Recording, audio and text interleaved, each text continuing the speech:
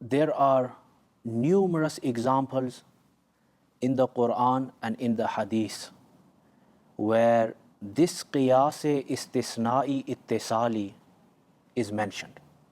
Remember, this science of Manṭiq, it's a science relating to using the mind accurately to come to valid logical conclusions. And in the Qur'an, there are many stories mentioned of Anbiya and the discussions that took place between Anbiya and the people of their time. In a lot of verses of the Qur'an and ahadith of the Holy Prophet ﷺ, remember, the mushrikun in the time of the Holy Prophet ﷺ and the non-believers in the time of the previous Anbiya. The reason certain stories are mentioned of these Anbiya in the Qur'an is to illustrate this point, that the disbelievers, they would argue with the Anbiya and use their logic in their arguments. For example, there's many examples of this.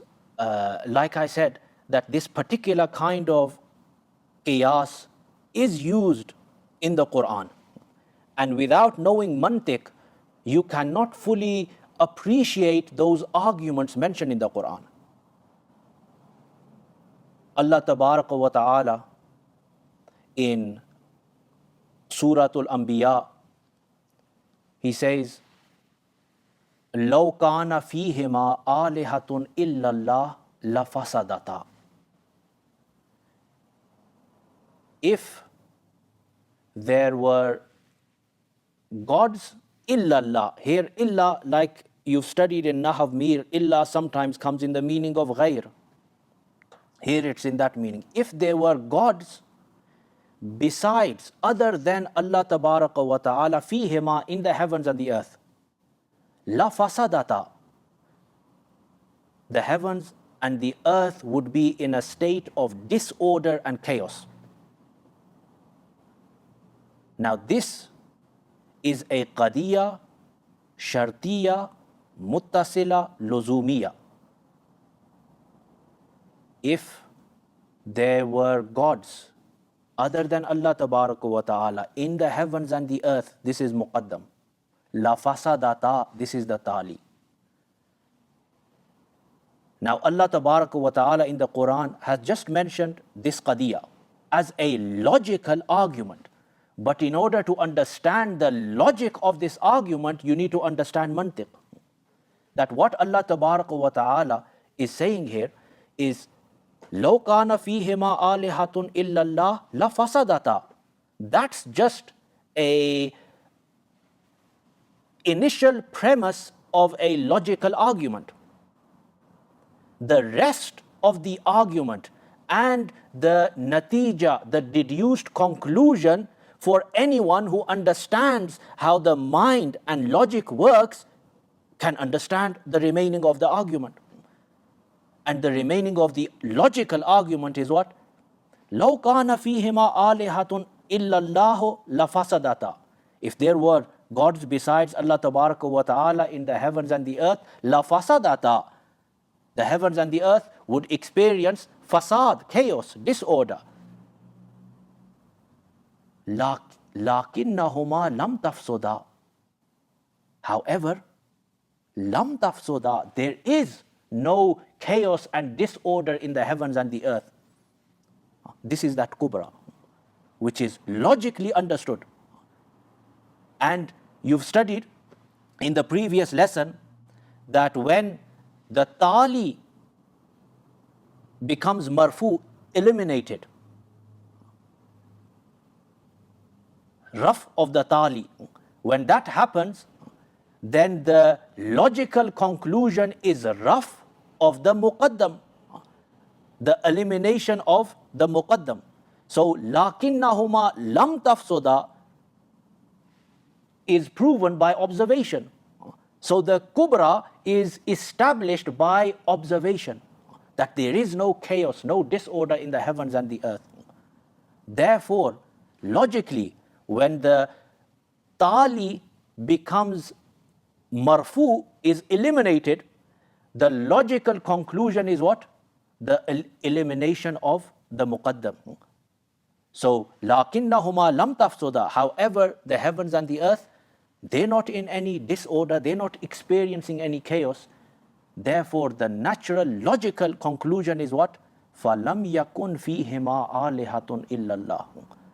There is no God in the heavens and the earth besides Allah Tabaraka wa Ta'ala.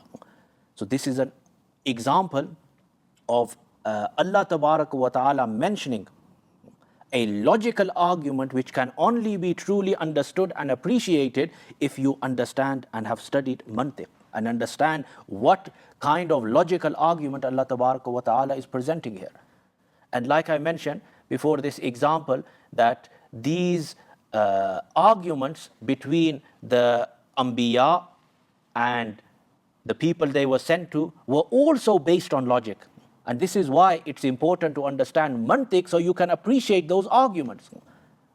Like in Surah Al-An'am, Allah Tabaraka wa Ta'ala says regarding the mushrikun, سَيَقُولُ الَّذِينَ أَشْرَكُوا. Those who have committed shirk say, what do they say?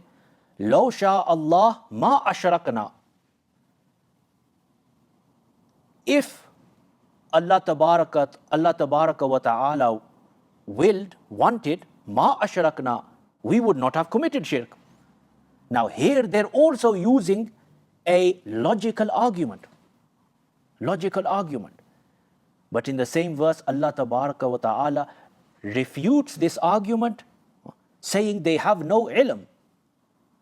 To come up with this argument, they have to understand the mashi'a of Allah, how the will of Allah Tabaraka wa Ta'ala is, and they have no understanding of that. And in the following verse after that, Allah Tabaraka wa Ta'ala uses the word hujjah, which is this kind of qiyās.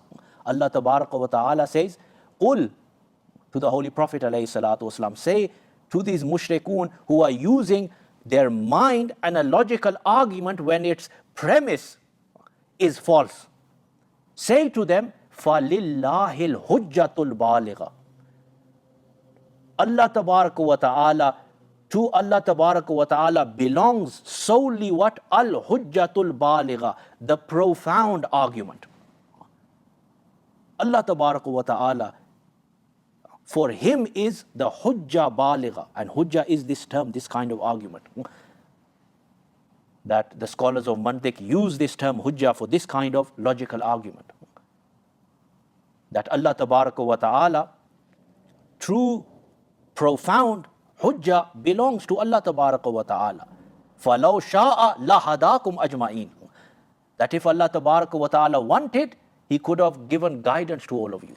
Now again, these are all examples of what? This type of qiyās.